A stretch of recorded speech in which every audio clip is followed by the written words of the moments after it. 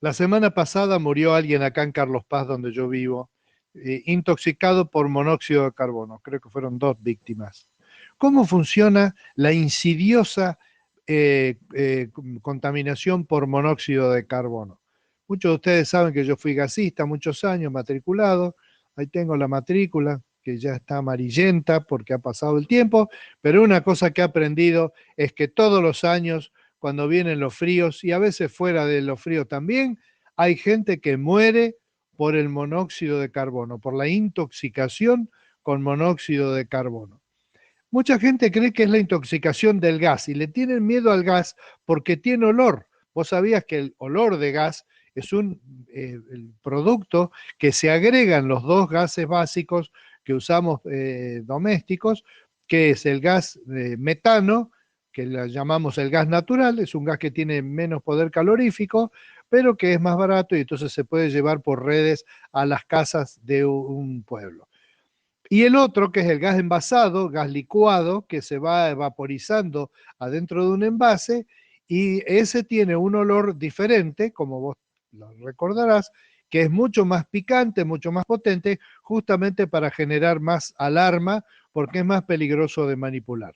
Curiosamente, en la sociología del gas, si te fijas, el pobre, ¿qué gas usa? Y el rico, ¿qué gas usa? Te das cuenta que hasta en eso la sociedad está desequilibrada y es injusta. Listo, ya largué mi chorrito de veneno sociológico contra cómo la pobreza castiga al pobre por todos los lados. Ay, qué cosa, che. Ay, listo.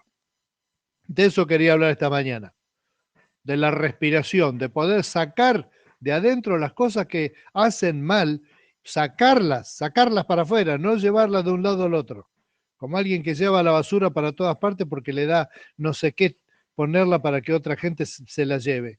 Hay que tirar la basura a la basura y que se la lleve otro. Hay que respirar y exhalar el monóxido de carbono, no, ese es dióxido de carbono. A ver, vamos a parar un poquito. Funciona así la intoxicación con el monóxido de carbono. Cuando uno combina carbono con oxígeno, es una combustión, que puede ser sin llama, pero que es una combustión al fin, es un proceso químico que se llama oxidación, por el cual el carbono se mezcla con el oxígeno. Típico caso es prender un fuego de leña o de gas. El carbono puede vincularse y busca vincularse el átomo de carbono con dos huecos que tiene, por decir de una manera, que pueden ser completados con oxígeno. Una molécula, es decir, un conjunto de átomos que tenga una molécula de carbono liada con dos moléculas de oxígeno, se llama dióxido de carbono. Es un gas que está presente en nuestro aliento cuando exhalamos. Lo que sale de nuestros pulmones es muy rica en ese gas, que es un gas eh, que ya ha consumido, es como humo, es un gas que ha consumido su oxígeno, que lo han usado las células, especialmente las células neuronales que son las que hacen todo el proceso de computación dentro de nuestro ser. Esas células tienen la característica de que probablemente no se regeneran más que en una mínima proporción. Está en estudio ese fenómeno, pero lo cierto es que neurona que muere, neurona que no se repone. Es como dijo aquel presidente de las patillas que tuvimos en Argentina, ramal que cierra, ramal que, ¿cómo era? Ramal que para, ramal que cierra. Y las neuronas nuestras son así. Neurona que muere, neurona que no la van a reemplazar con ninguna otra. Cuando uno respira y entra el aire que respiramos, el aire que respiramos, el aire común, digamos, tiene como un 90% de nitrógeno, que lo único que hace es hacer bulto, y una especie de 10% de oxígeno según a dónde estés. Ese oxígeno adentro del pulmón, adentro de los alvéolos pulmonares, que están rodeados de una circulación capilar finísima de sangre,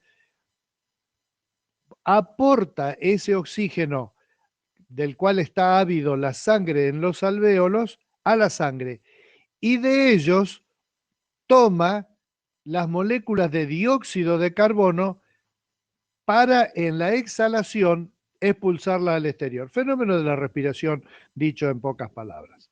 También hay una respiración espiritual. Mirá cómo dice en 1 Juan 1:5.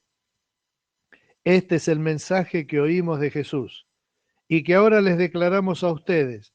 Dios es luz y en él no hay nada de oscuridad. Por lo tanto, mentimos y afirmamos que tenemos comunión con Dios, pero seguimos viviendo en oscuridad espiritual. No estamos practicando la verdad. Y si vivimos en la luz, así como Dios está en la luz, entonces tenemos comunión unos con otros. Y la sangre de Jesús, su Hijo, nos limpia de todo pecado. ¿Escuchaste qué lindo es esto? La sangre de Jesús, su Hijo, nos limpia de todo pecado. Si afirmamos que no tenemos pecado, lo único que hacemos es engañarnos a nosotros mismos y no vivimos en la verdad. Pero si confesamos nuestros pecados a Dios, Él es fiel y justo para perdonarnos nuestros pecados y limpiarnos de toda maldad. Si afirmamos que no tenemos pecado, llamamos a Dios mentiroso y demostramos que no hay lugar para su palabra en nuestro corazón. En la versión de la Biblia que estoy escribiendo yo, es un chiste. El verbo que dice afirmamos, dice si afirmamos que no tenemos pecado, es interesante porque es difícil de traducir porque uno lo traduciría como que proviene de un verbo que quiere decir, hablar, algo que uno dice. Le tenemos tanta confianza a las cosas que decimos nosotros. Demasiada confianza a lo que nosotros hablamos. El verbo en realidad lo que quiere decir es, yo lo traduciría así, si hacemos como que no tenemos pecado, hay un montón de gente, vos escuchás pastores en la televisión, en el YouTube, escuchás a algunos y hablan, vos decís, qué bárbaro, el tipo no parece tener pecado, parece perfecto, se la sabe todas, es pecador. Discúlpame que te diga, yo soy pecador. A ver, hagamos una declinación de este verbo, ser pecador. Yo soy pecador, tú eres pecador, ellos son pecadores, todos somos pecadores, el Papa es pecador, Billy Graham era pecador, todos somos pecadores, todos somos pecadores. Todos somos pecadores. No hagamos como que no hemos pecado, porque, como dice acá, si yo hago como que no tengo pecado, lo hago quedar mal a Dios, porque Dios es el que dijo que somos todos pecadores. ¿Se entiende esto, no es cierto?